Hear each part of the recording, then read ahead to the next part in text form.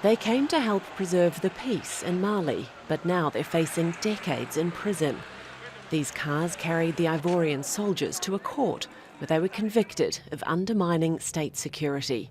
Ivory Coast says their forces were working for the UN, but Mali says they had no right to be in the country.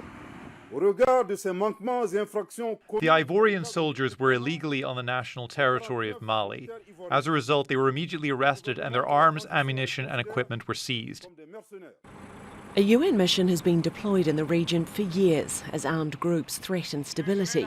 The Ivorian soldiers were working for a company contracted by the UN rather than directly for the peacekeeping force.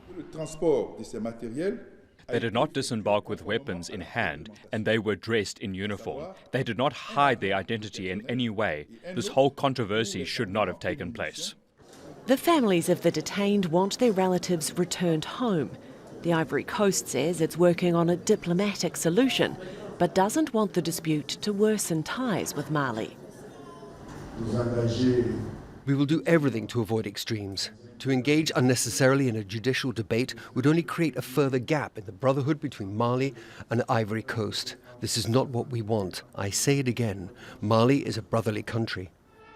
Mali has been increasingly isolated since Colonel Assimi Goïta seized power in a military coup 2 years ago.